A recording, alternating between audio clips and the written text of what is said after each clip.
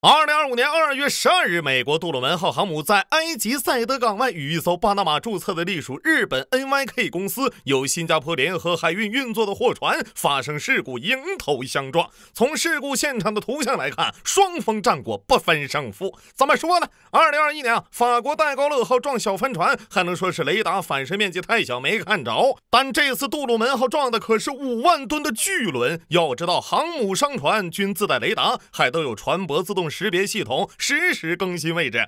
就算这俩集体失灵，还有瞭望员和外围护航军舰预警啊，离谱到匪夷所思。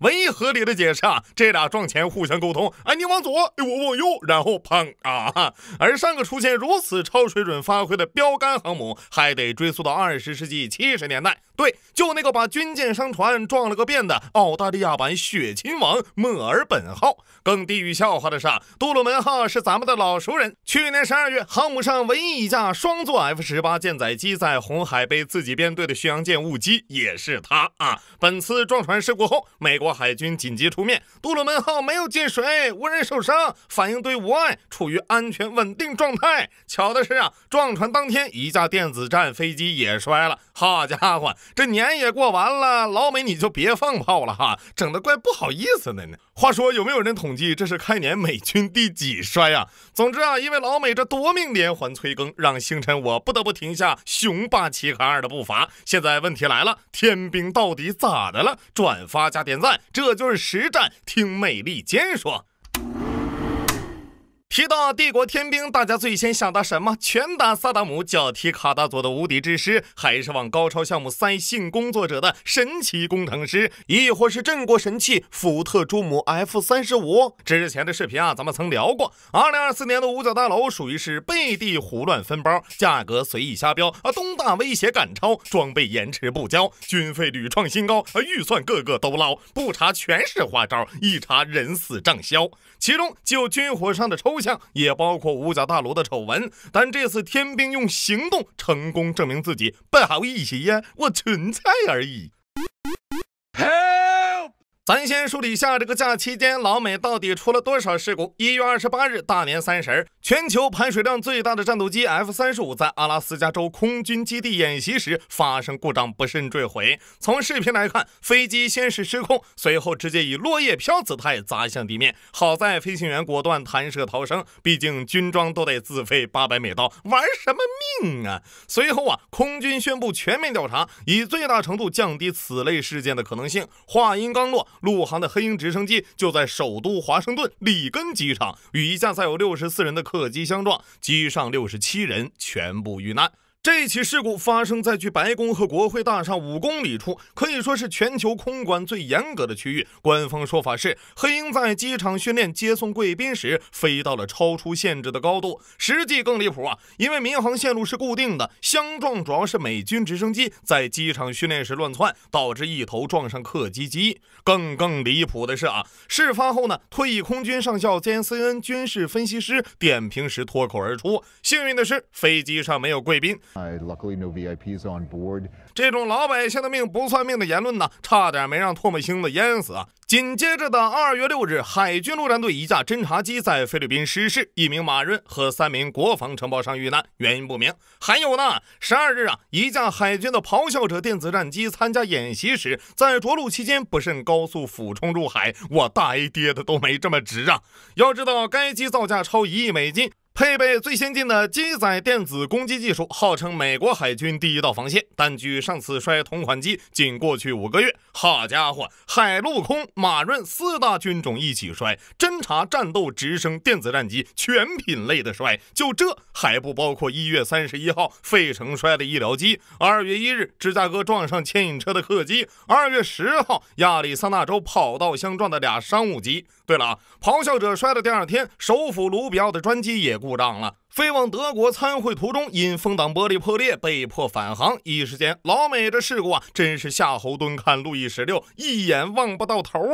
我知道现在肯定有人在刷了，印度是印度，但2025年至今以半衰期短著称的印度也才摔了一架北极星和一架幻影2000。讲道理，你现在说美国印度化，3哥都得跳出来反驳，我哪有这么拉呀？至于原因嘛，我只能说各有各的抽象。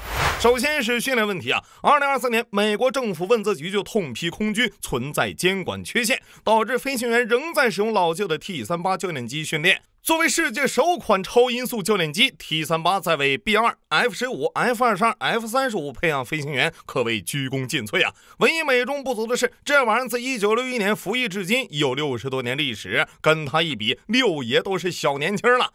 由于过于老旧，近些年这款教练机也变成夺命机。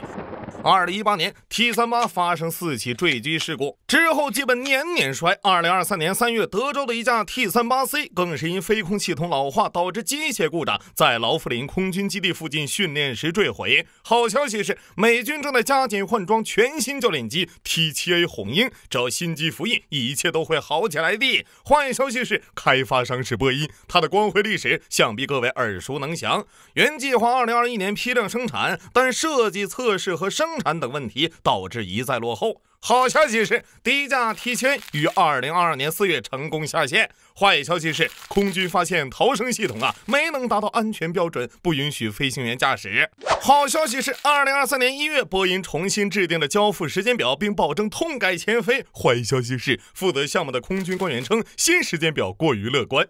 经常造军火的都知道，想让美军装备研发不延期，难度不亚于在家具城战胜成龙。2023年9月，首架红鹰测试机交付空军，但弹射系统和飞控软件没解决，生产计划延期。2024年2月，零部件存在质量缺陷，加上供应链也有问题了，延期。美国空军原计划采购350架，但从2018年签署合同至今，波音交付了足足4架工程测试机。就这还被空军吐槽紧急逃生系统呢不符合适航性的最低安全要求。说人话就是开这玩意儿属于上天靠自信，回来靠命硬。最新消息是2025年1月，波音决定调整计划，再次延期。不是，您开发的是教练机还是6代机呀？当然了，波音也有话说的，这能怪我一个人吗？有问题的弹射座椅那是雷神子公司出品这也是比星辰我还能割的重磅产品啊。2019年空军宣称雷神子公司柯林斯是唯一符合下一代弹射座椅计划要求的公司，并授予独家合同，准备将柯林斯的弹射座椅安装到除 F-35外的所有空军战机，以避免被英国座椅公司垄断。问题是柯林斯座椅现在什么水平？它能用吗？用不了，没这个能力，知道吧？果然4年过去了，这玩意儿依旧是项目繁、安全难，既少零部件，还缺供应链，交付要等2027年。忍无可忍的空军2024年7月直接下了90天停工令，今年1月准备请来英国马丁贝克重新招标。此处有诗一首：才衰侦察机，又撞核航母，万里江山日暮，坠机几多数。不管平民死活，只幸没有贵妇。黑水埋怨谷，川普白宫约，都得怪民主。零件缺，经费涨，人手无，一击碎横南北，何处占宏图？更立国会山上，再看装备生产，交付全延误。东大应无恙，笑我是印度。另一个引发可持续衰竭的短板则是缺人、缺钱2023年空军征兵目标仅完成90%，这是自1999年空军首次未能实现征兵目标。据防务新闻报道，空军飞行员缺额高达近2000人。空军部长肯德尔则表态，使用老旧的 T-38教练机是解决飞行员短缺的最大障碍之一。对此，空军决定缩短培训周期来缓解飞行员短缺问题，甚至考虑让完成 T-38战斗机训练课程的飞行员驾驶非战斗机。好，教练机老旧导致飞行员短缺，缺人只能缩短培训时间，训练不够导致摔飞机后更缺。图啥呢？图160吗？不仅如此飞行时间也在下降。众所周知，飞行时间越长，出事故概率越高，事故出的越多，飞行时间越短，所以飞行时间越长飞行时间越短。2021年，美军现役飞行员平均每月飞行10.1小时，低于2020年的10.9小时。总飞行时间从2019年的145万飞行小时下降到2024年的107万飞行小时。为啥呢？贵呀！根据问责局的报告，以 F-35为例，项目维护成本从2018年的1.1万亿美元增到2023年的1.58万亿，但飞行小时数反而减少了21%，主要就是为了降成本。这一下真是他娘的，美国怎么成这样子了？当然了，这些小问题啊还可以用钱解决，但如果装备数据造假，阁下又该如何应对呢？2025年1月，在马斯克督促查账国防部后，根据美国问责局应邀公布的审计文件发现， F-35和 F-22的推重比严重虚标。啥意思呢？达不到就改数呗。F-22的普惠 F-19发动机曾盛传推重比 11.7， 但实际只有7:8啊。F-35的更是仅 6.7。其实这事儿早报过了，只不过这次借着大 V 的马斯克引爆了舆论。可能有人会说了，发动机推重比就能决定一切？是。我同意，这不是发动机性能的唯一指标，但此前东大的发动机因为推重比被 PUA 飞机心脏病10多年，美媒呢更是疯狂吹嘘啊，因为我推重比高，所以我战机强。借用一句拜登的话，你不能只在推重比比不过东大的时候才说推重比不重要啊！嗨呀，为了达到推重比10，东大吭哧10多年呢，才开发了涡扇15，结果现在老美你说你是瞎填的，扣颗网我一颗网，等我真网了，扣在撒谎是吧？不重要啊，都不重要，毕竟也不是头一回啊。像 F-22升力系数早就被实锤虚标，而这一优良传统也不是空军专属，人海军潜艇啊，连钢材也能造假。2022年，华盛顿州冶金专家托马斯被判处欺诈罪。作为铸造厂冶金主管的他，从1985年到2017年，伪造了为海军潜艇生产的约1半钢材的强度和韧性测试结果。这位大姐还在法庭上理直气壮，抛开我改结果不谈，你们海军就一点责任没有吗？要求零下73.3摄氏度测试有什么必要？我承诺做测试，不等于我每项都得测试啊！大家猜猜最后这人判了多重？监禁2年半加5万美元罚款。不对呀，难道船厂不重新测试再验收的吗？好吧，也合理，毕竟美国军火商的要求也不高。8艘军舰在趴窝，还有几架军舰在坠落，一包零件卖9万刀，出事还不用背锅，每年批决费很畅通，没有审计查卷宗，天天去国会多走动，泡咖啡要特浓。我能捞钱，还有时间，收款的议员都是笑脸，豪车游艇不差钱，由国会来买单。这就是我的美国梦，它很小也很普通，我不求进去当总统，我只想人脉通白宫，只要审计他不上班，再来多少也不算用。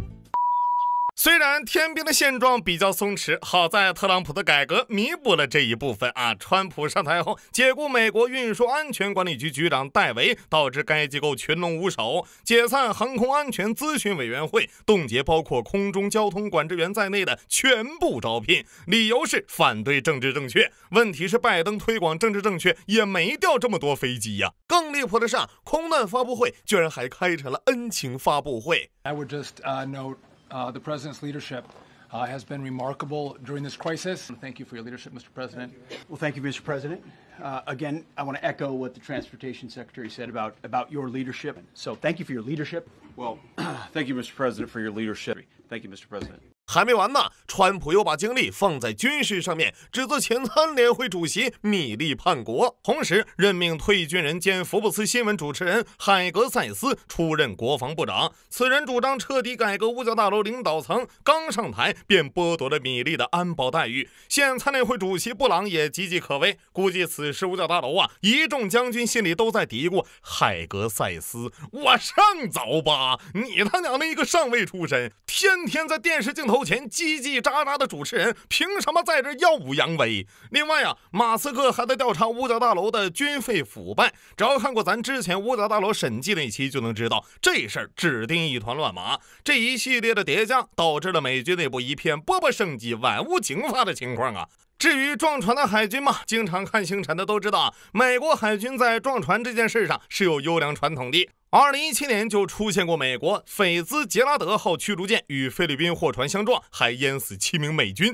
2024年更是爆出补给舰舰长擅离职守吃饭，导致军舰搁浅巴林。这次只不过出事的是名声更大的杜鲁门号而已，这大概也是一种 callback 吧。除了老调重弹的训练因素，主要还是造船业的衰落，导致美军后勤维护能力降低，严重拖了前线战力的后腿。目前航母大修在且只能在纽波特纽斯船厂进行，一旦拖延就如同多米诺骨牌，比如华盛顿号的维修拖延，导致排队的斯坦尼斯号在船厂空等了2年，军舰维护延期，又导致执勤航母不得不疲于奔命填补空缺。美军航母海外部署时长一般为6个月，但2020年林肯号连续部署295天，创下冷战后最长部署纪录。2023年艾森豪威尔号则在红海部署长达9个月。啥？造新航母？老美也这么想啊？结果福特号造了10几年才服役，肯尼迪号又造了10几年还没服役，这又得归结于造船业衰落，还有后续呢。